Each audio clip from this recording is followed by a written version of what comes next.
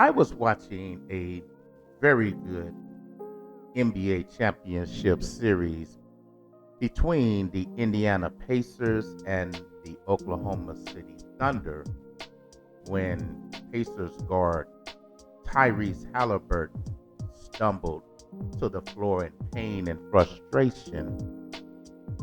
He had to be helped to the locker room, and the Pacers team played the rest of the game without their leader, and it showed as the Thunder not only ran away with the game, but also got their city's first ever professional championship. It was later reported that Halliburton had torn his Achilles. My thought immediately remembered that Damian Lillard, who tore his Achilles while playing against the Indiana Pacers when his Milwaukee Bucks team played them in the first round of this year's NBA playoffs. I thought, quite a coincidence. Then I remembered also that Boston Celtics player Jason Tatum ruptured his Achilles versus the New York Knicks in Game 4 of the playoffs this year as well. I have found a lot of comparisons in these Achilles injuries. The most obvious coincidence is that these three players were all injured during the playoffs. They all three played from the Eastern Conference of the NBA. And the most wildest thing about it is that all three players wore the same number. They wore the number 0. In Damian Lillard's situation, he had missed the last 14 regular season games with Milwaukee, as well as missing the first playoff game.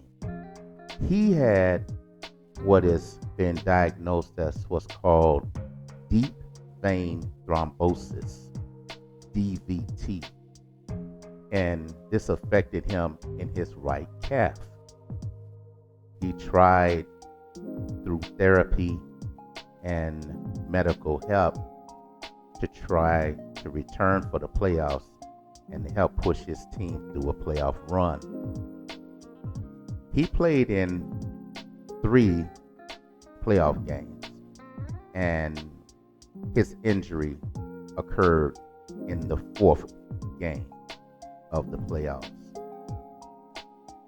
Tyrese Halliburton was diagnosed with the calf strain during the NBA championships. He was trying to play through his pain. He played 34 minutes in Game 5 of the championships, and he scored 4 points. And it was reported that after the game that he was seen leaving the arena walking with a limp, and that there was a question about if he would be able to continue to play in Game 6 or Game 7 if it was necessary. Halliburton stated that he was getting treatment and that he would do all that he can to get out there and keep playing to help his team win the championship. In Game 6, the Pacers blew the Thunder out, and Halliburton only needed to play 23 minutes of game time. In Game 7, Tyrese started off hot. He hit 3 of his first 4 3-point shots, but he ended up tearing his Achilles in the 7th minute of the first quarter of that game.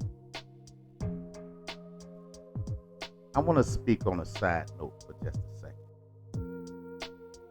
The idiot Skip Bayless, brought up the fact that Tyrese Halliburton had been diagnosed with a leg issue and was working through the pain.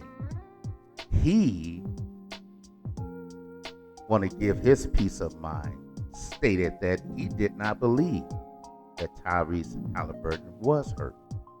He thought it was clever to state that the only reason why the Pacers are bringing up Halliburton's leg injury was in case the Pacers lost and that Halliburton could have something to cover up about. The ignorance and the insensitive comments that he made now looks 1,000 times worse when you see that not only was Tyrese Halliburton working through the pain, struggling trying to get his team through and be a good teammate, but it came at Tyrese Halliburton's own destruction. He tore his Achilles trying to be a team player. And we got idiots like Skip Bayless who can't play anything to state something like that and then just goes, oh well, my bad, I guess. So back to the point that I was on. Both Damian Lillard and Tyrese Halliburton, they put it on for their team. They gave their body. They had calf issues that graduated into an Achilles injury. Just like Kevin Durant in 2019 with Golden State, he suffered a calf injury. Golden State's in the championship. Kevin Durant wants to be able to assist and be a part of it. Went out there and he ended up tearing his Achilles. Sounds familiar, doesn't it? It seems like there must be a pattern there because you have this calf injury. You're playing basketball, you're jumping, you're running backwards, you're doing all these type of things, and you would just, without the benefit of being a medical professional, you would just think that maybe they're overcompensating something around the injury that could and did affect something like the Achilles. It's just strange that it happens in those ways. I would think that a doctor or a professional would be able to say, hey, my man, you have a calf injury. If you keep ignoring this here, it could cause damage to your Achilles. Once again, non-doctor, non-specialist, non-professional. If we can see this here, why didn't those doctors see that there? I think it's kind of messed up to me that nobody is looking into that to see if that is an issue. Also, I want to give one last take of things that compare and could be coincidence.